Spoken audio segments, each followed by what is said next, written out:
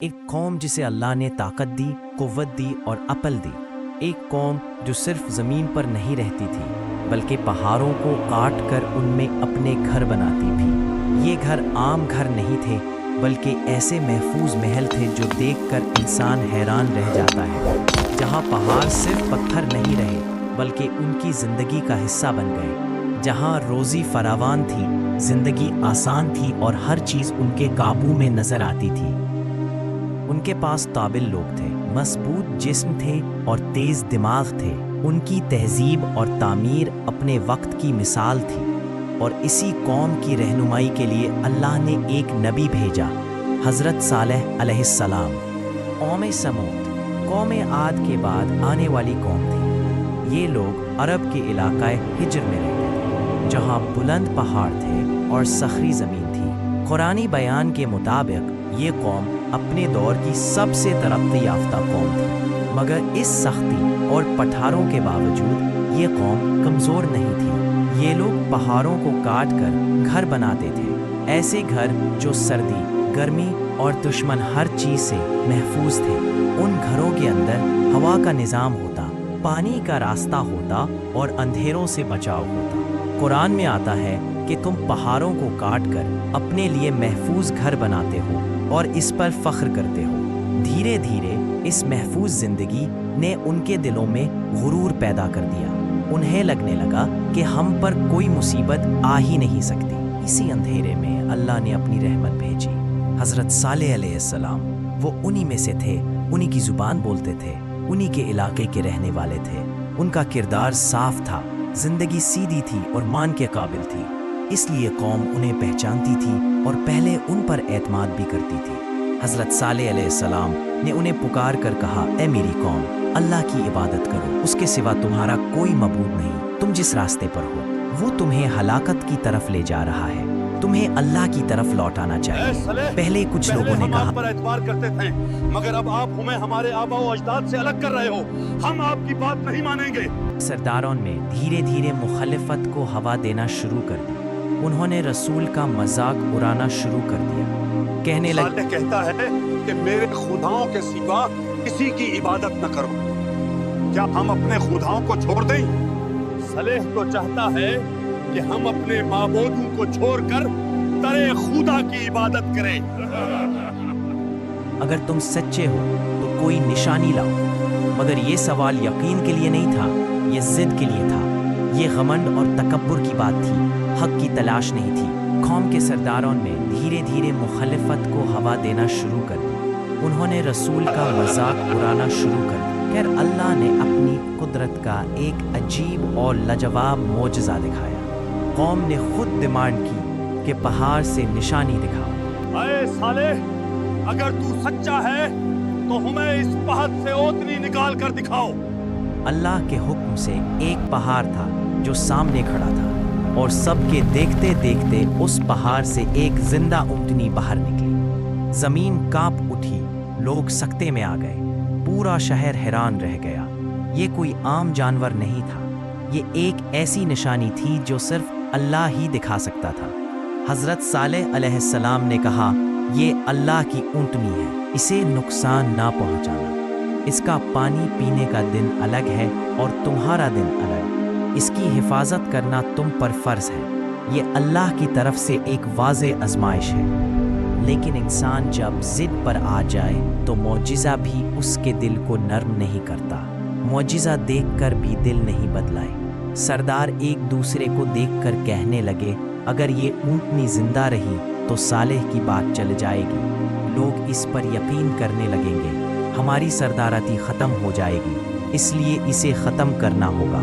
اور پھر وہ گناہ ہوا جس نے آسمان سے عذاب کو قریب کر دیا۔ قوم کے بدبخت لوگوں نے مل کر اللہ کی نشانی اونٹنی کو قتل کر دیا۔ جب اللہ کی اونٹنی کا قتل ہو گیا تو زمین پر خاموشی چھا گئی، وہ خاموشی جو بس طوفان سے پہلے ہوتی ہے۔ حضرت صالح علیہ السلام نے یہ منظر دیکھا تو ان کا دل بوجھل ہو گیا۔ یہ صرف ایک جانور کا قتل نہیں تھا، یہ اللہ کے حکم کی سارے عام نافرمانی تھی۔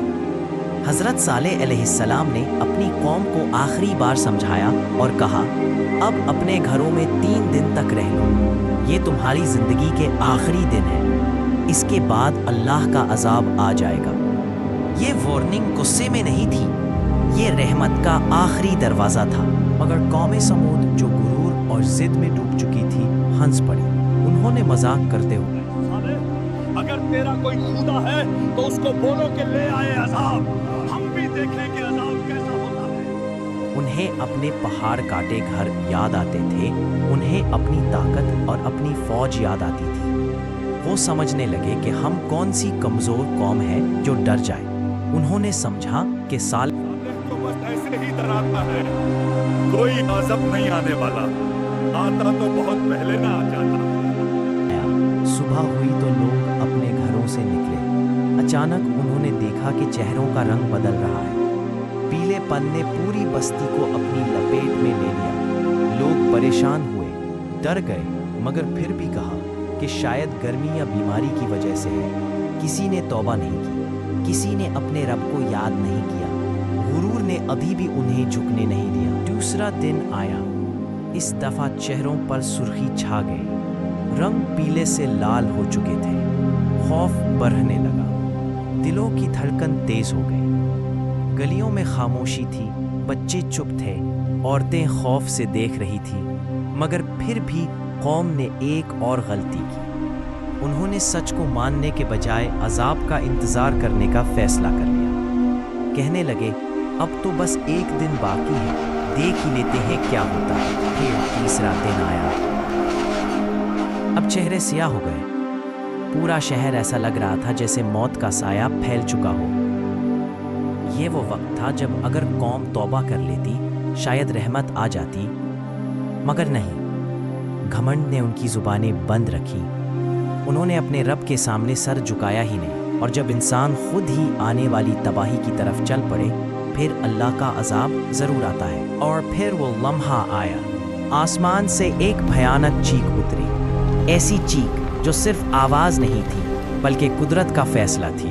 زمین کانپ اٹھی، زلزلہ آیا، پہاڑ جو پل تک ان کی پناہ تھے آج ان پر گر رہے تھے، پتھر جو گھر تھے قبریں بن گئے۔ وہ سب لوگ جو کہتے تھے ہم محفوظ ہیں، اپنے ہی گھروں میں آنڈے منہ گر گئے۔ قرآن کے لفظ ہیں کہ وہ اپنے گھروں میں بے جان پڑے رہ گئے، ایسے جیسے کبھی زندہ ہی نہ تھے۔ یہ عذاب صرف جسموں پر نہیں آیا، یہ ان کے غمانڈ، ان کی طاقت اور ان کی سردی پر بھی آیا۔ ہر چیز خاموش ہو گئی، جہاں کبھی ہنسی تھی وہاں صرف سناٹا رہ گیا، جہاں زندگی تھی وہاں موت نے اپنا ڈیرا ڈال لیا۔ قوم سمود جو اپنے وقت کی سب سے مضبوط قوم تھی، چند لمحوں میں مثال عبرت بن گئی۔ حضرت صالح علیہ السلام اور جو کچھ مومن ان کے ساتھ تھے اللہ کے حکم سے پہلے ہی نکل چکے تھے۔ جب عذاب گزر گیا، حضرت صالح علیہ السلام نے مڑ کر خاموش شہر کی طرف دیکھا۔ ان کی آنکھوں میں غم تھا، درد تھا، مگر سکون بھی تھا۔ انہوں نے کہا، میں نے تم تک اپنے رب کا پیغام پہنچا دیا تھا، میں نے تمہیں سمجھایا تھا، مگر تم نصیحت پسند ہی نہیں کرتے تھے۔ یہ الفاظ الزام نہیں تھے، یہ حق کی شہادت تھے۔ قوم سمود اپنی غلطیوں کی وجہ سے ختم نہیں ہوئی، بلکہ اپنی سوچ کی وجہ سے ختم ہوئی۔ انہوں نے سمجھا کہ طاقت ان کی پناہ ہے، انہوں نے سمجھا کہ ٹیکنالوجی، تعمیر اور پلاننگ انہیں محفوظ رکھے گی۔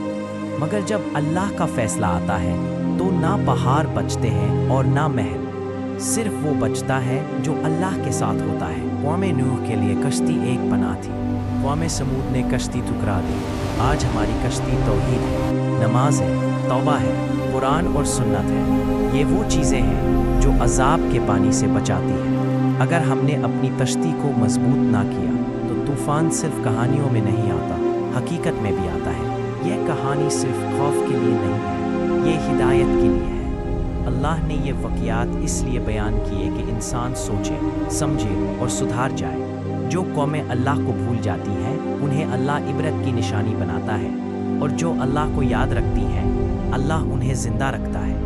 اب سوال یہ ہے کہ تم اپنے لیے کون سی کشتی بنا رہے ہو؟ غرور کی या तौहीद की, पत्थर की या यकीन की, फैसला तुम्हारा है। इस वाक़या से तुम्हें क्या सबक मिला, नीचे कमेंट्स में लिखो। और अगर ये कहानी तुम्हारे दिल को छू गई हो तो चैनल को सब्सक्राइब करना ना भूलना, ताकि ऐसी और कहानियाँ तुम तक पहुँचती रहें।